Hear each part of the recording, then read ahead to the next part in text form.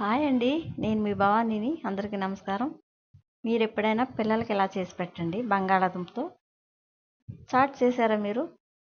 నేనైతే బంగాళాదుంప మిర్చితో చాట్ చేస్తున్నానండి. బంగాళాదుంపలు నూనెలో శుభ్రంగా చెక్కేసుకునండి నూనెలో ఫ్రై చేసేద్దాము. ఎర్రగా దోరగా వచ్చేలాగా ఫ్రై చేసేద్దామండి బంగాళాదుంప చిప్స్. ఫ్రై చేసేసుకున్న తర్వాత అండి మీరు ఎప్పుడైనా మధ్యాహ్నం మాటలు పిల్లలకి ఇలా పెట్టొచ్చండి. ఇలా కూడాను పెద్దవాళ్ళు కూడా తినొచ్చు. చాలా చాలా టేస్టీగా ఉందండి.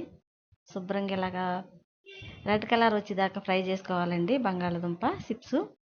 తర్వాత చిన్న చిన్న ఉల్లిపాయ ముక్కలు కోసుకోవాలండి. ఒక పెద్ద ఉల్లిపాయ, చిన్న టమాటా ఉంటే చిన్న చిన్న ముక్కలుగా కోసుకోవాలి. 2 పచ్చిమిరకాయలు వేసుకునండి.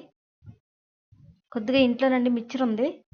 ఒక కప్తో మిక్చర్ తీసుకున్నానండి. అది చూసారా అలా ఫ్రై అయిపోతే ఇలా ఇరిగిపోయేలా ఉండాలండి. ఒక కప్పు మిక్చర్ తీసుకునండి. ఈ టమాటా ముక్కలు, పచ్చిమిరకాయ ముక్కలు, ఉల్లిపాయ ముక్కలు, కారం, ఉప్పు, పసుపు వేసుకునండి. మీకు అవసరమైతే మసాలా కూడా వేసుకోండి. నేనైతే మసాలా నాకు దగ్గరలో లేదు. మసాలా అయినా కూడా చాలా చాలా టేస్టీగా ఉందండి. నిమ్మకాయ ఒక చెక్క పిండుకునండి. మధ్యాహ్నం 4కి పిల్లలకి ఇలా పెట్టండి. చాలా చాలా బాగుందండి. తింటారు.